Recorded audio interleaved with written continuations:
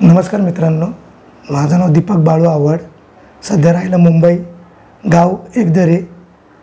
काल एक पत्रकार परिषद मी अकोले न्यूजला बघितली.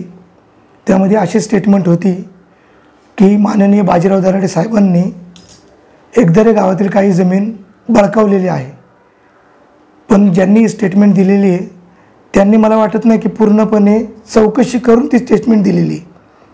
दराडे साहेबांनी जमीन घेतलेली आहे, पण ती कशी कायदेशीर रीतसर कागदोपत्री करून ती जमीन घेतलेली आहे आणि ती जमीन आम्ही स्वतः आमच्या स्वमर्जीने स्वखुशीने त्यांना आमच्या आर्थिक गरजेपोटी विकलेली आहे. त्यामुळं त्या जमिनीबद्दल त्यांच्यावर ऑब्जेक्शन घेणं हे खूप चुकीची गोष्ट आहे. आणखी एक गोष्ट, त्या स्टेटमेंटमध्ये मी असं ऐकलं की कुणीतरी बोललं की मेडकरांना कळवलं नाही, आजूबाजूच्या लोकांना कळवले नाही. जर ज्या लोकांच्या त्या जमिनीमध्ये नावच नाही आहेत तर त्यांना कळवण्यात अर्थ काय.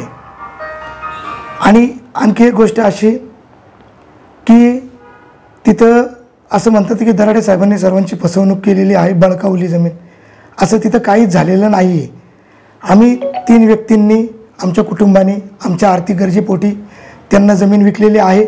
आणि जर त्या विकलेल्या खरेदी विक्रीबद्दल कुणाला जर काही डाऊट असेल तर त्यांनी अकोल्याच्या सब रजिस्ट्रारमध्ये जाऊन ते बघून घ्यावं, त्या जमिनीची कशी खरेदी विक्री झाली त्याची चौकशी करावी. आणि जर त्याच्यामुळे काही डाऊट असेल तर त्यांनी पुढची कारवाई करावी. बस, बाकी आम्हाला याच्याबद्दल जास्त काही बोलायचं नाही आहे. नमस्कार, धन्यवाद. मी सुनीता हरिचंद्र आव्हाड, एकदरे गावाचं नाव आमच्या. आणि जी जमीन आम्ही दिली आहे ती जमीन आमची वडिलोपार्जित होती आणि रीतसर आम्ही कागदपत्र करून त्यांना दिलेली आणि त्याचा मोबदला आम्हाला मिळालेला आहे. आणि जे काय आहे ते आम्ही सहखुशीने झालेलं आहे. आमच्यावर काही दडपण नाही, काही नाही, कोणी काय आम्हाला बोललं नाही, काही नाही.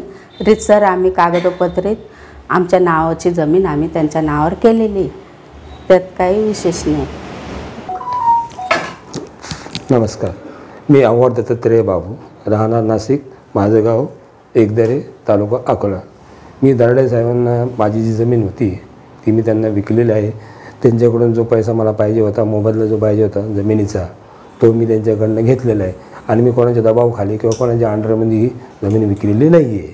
काय दुसरी गोष्ट, असं बाकीचे जे लोक बोलतात त्याच्याबद्दल मला काही फरक पडत नाही आहे. विशेष म्हणजे त्यांच्याकडे जर कागदपत्र स्वतःचे जर असतील तर मग त्याने आम्हाला बोलू शकतं, पण त्यांच्याकडे जर कागद नसतील तर बोलू शकत नाही ते. बस.